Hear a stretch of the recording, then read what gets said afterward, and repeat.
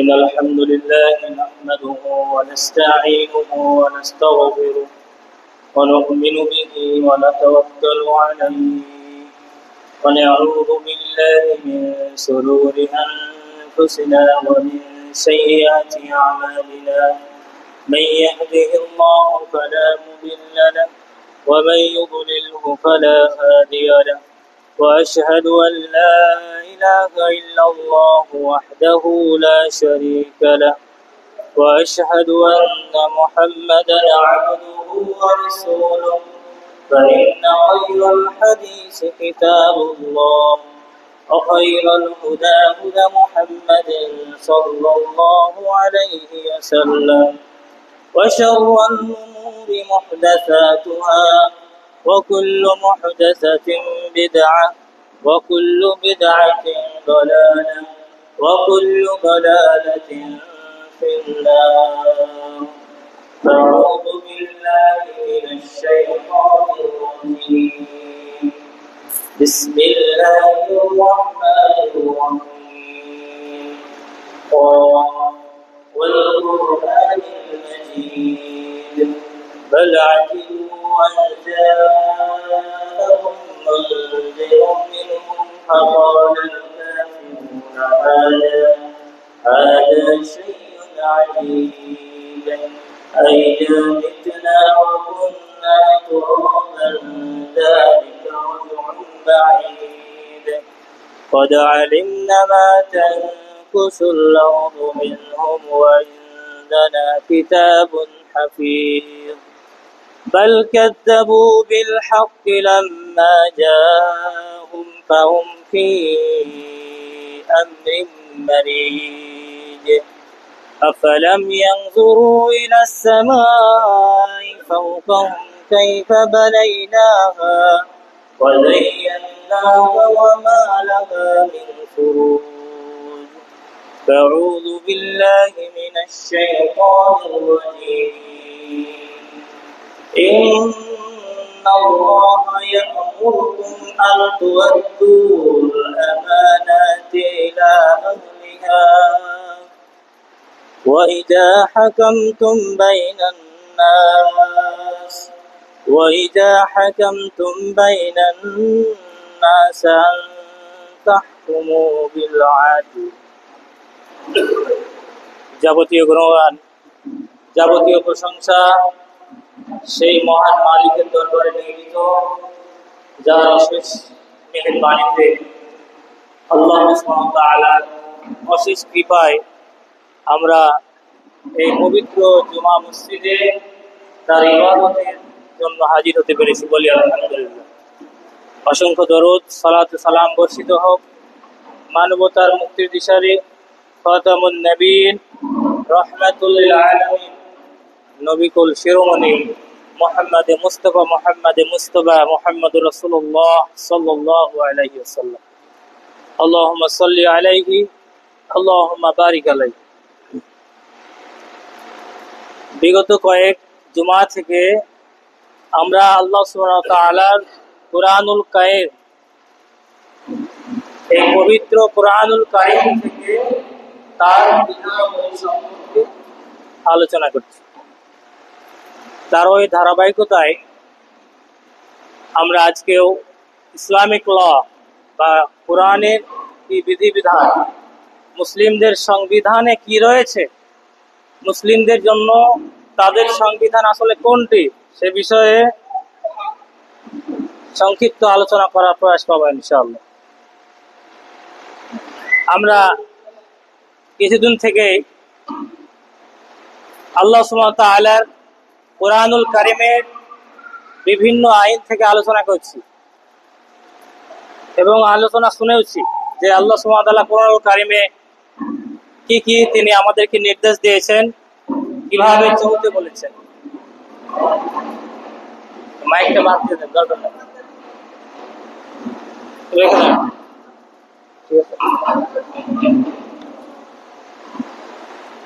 রেখে দেন এটা বাদ। আল্লাহ সুবহানাহু ওয়া তাআলা আমাদেরকে তিনি কোরআনুল কারীমে কি ধরনের বিধিনিষেধ দিয়েছেন, কি ধরনের হুদুদ দিয়েছেন, দণ্ডবিধি দিয়েছেন সে বিষয়ে আজকে আলোচনা করবেন ইনশাআল্লাহ। আমরা অনেকেই জানি না, দু একটি হুদুদ ছাড়া, কিন্তু ইসলামে অনেকগুলো মুসলিমদের যে সংবিধান রয়েছে কুরআনুল কারীম, এতে আমাদের অনেকগুলো হুদুদ রয়েছে, মীমাংসার পথ রয়েছে। আজকে যে আমরা আমাদের ভাই ব্রাদারকে যখন খুন করা হয়, আমাদের দেশে যখন আমাদের নিকটাত্মীয়কে, আমাদের দেশের মানুষকে যখন অন্য কোনো মানুষ বা সম্প্রদায় খুন করে, তাদেরকে হত্যা করে, তখন আমরা কি করি? বিভিন্ন মিছিল মিটিং আর বিভিন্ন মিডিয়াতে আর বিভিন্ন লেখনী আমরা প্রচার করে থাকি, আর গলা ফাটিয়ে চিৎকার করতে থাকি, কিন্তু আমরা বিচার পাই না। এটা কিন্তু আমরা দেখে আসছি। অথচ আমরা ফাঁসি চাচ্ছি। বড় বড়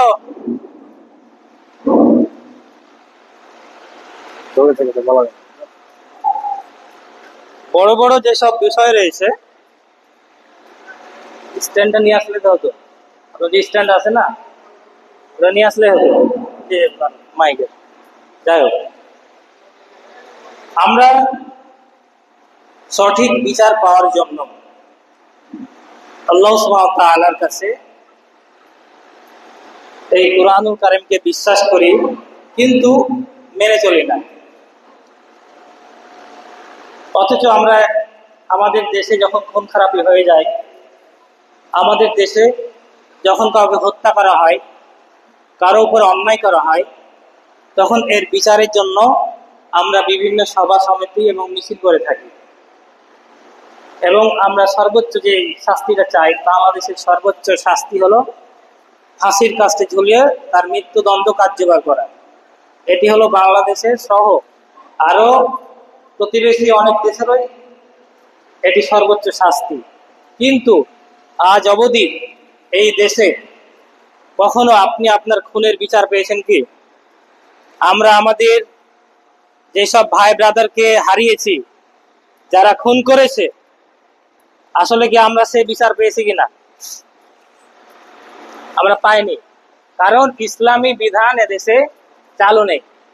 যতদিন না ইসলামী রুলস বা ইসলামী সংবিধান, এই কোরআনের বিধান চালু না হবে এদেশে, ততদিন আমরা চিৎকার করতে থাকবো যে আমাদের অমুকের বিচার চাই, অমুকের ফাঁসি চাই। যে হত্যা করেছে সে নিরাপদে ঘুরে বেড়াচ্ছে, মানুষকে আরো হত্যা করছে, চলতে আছে। এইভাবে সমাজে অন্যায় চলতে আছে। আমরা তার বিরুদ্ধে অনেক বিচার চাচ্ছি, কিন্তু আজ পর্যন্ত সেই বিচার পায়নি।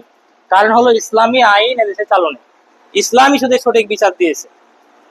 আর যখন বিচার চাই, আমরাই আবার ওই মুখে বলি, যখন সৌদি আরবের মতো কোনো দেশে, যে দেশে কতিপয় কয়েকটি মাত্র আইন চালু রয়েছে, যখন সে দেশের কোনো একটি বিশেষ করে আইন কার্যকর করা হয়, যেমন জিনা ব্যভিচার করলে তার মৃত্যুদণ্ড আইন কার্যকর করা হয় যদি সেটি ধরা পড়ে।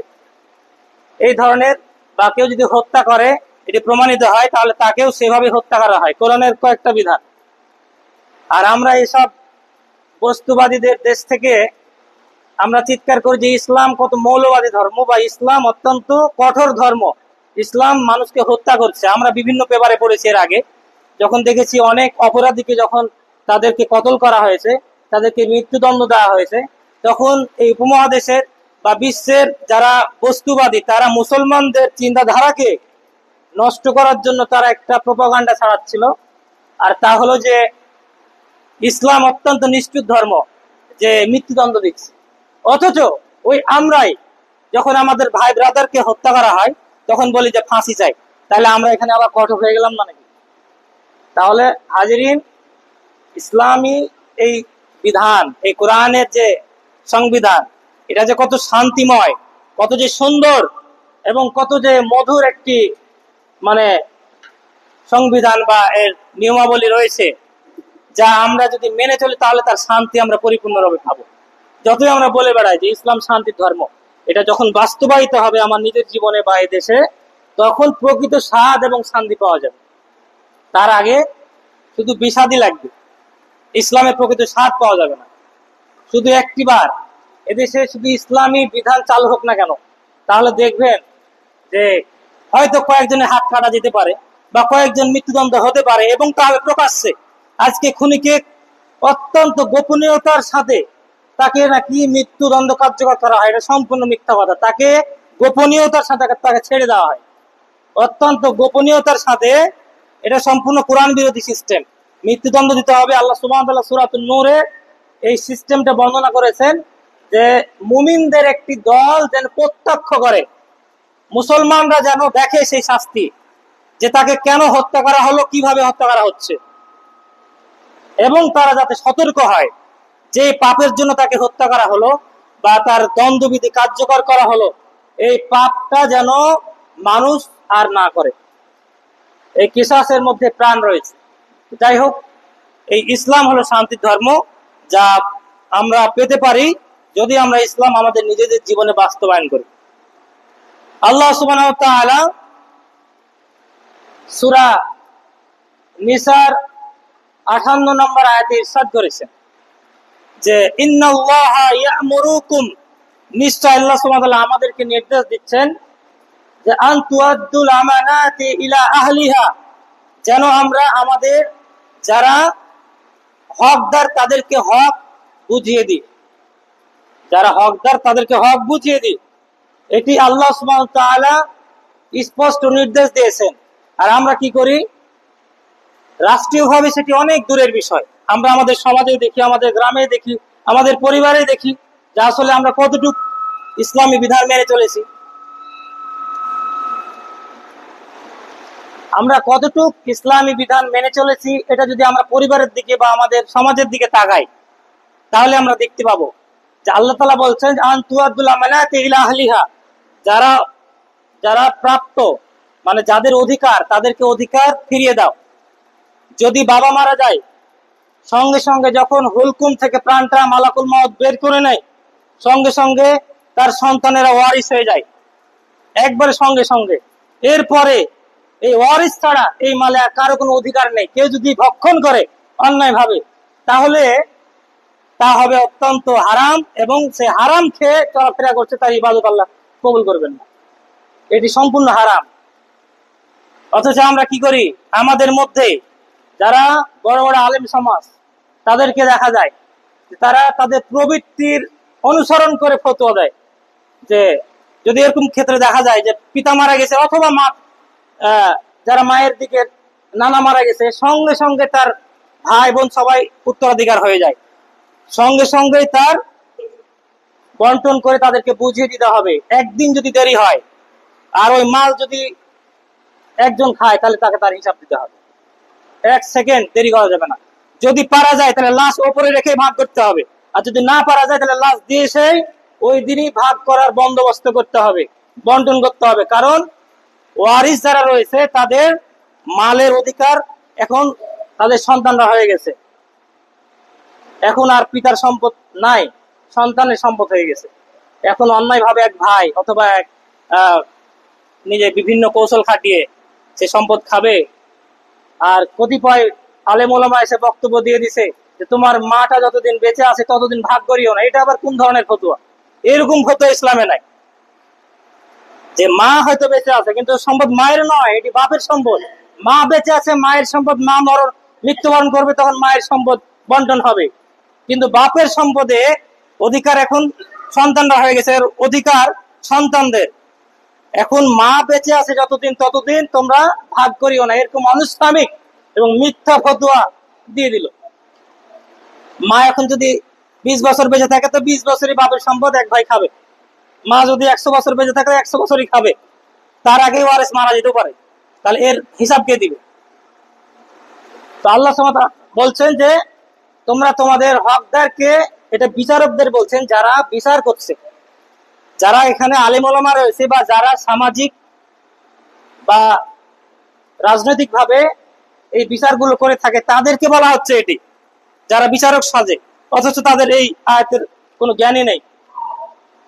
আল্লাহ সুবহানাহু ওয়া তাআলা বলছে তার সম্পদ দিয়ে দাও, কিন্তু আমরা ফতোয়া দিলাম যে মাটা যতদিন বেঁচে আছে ততদিন ভাগ করিয়ে না। এতে কি হলো? এতে এই অন্যায় ভাবে বাকি ওয়ারিসদের মাল সে এই 10-15 বছর খেলো, তার ইবাদত কবুল হলো না। আবার এই সন্তানই আবার বলে বেড়াচ্ছে যে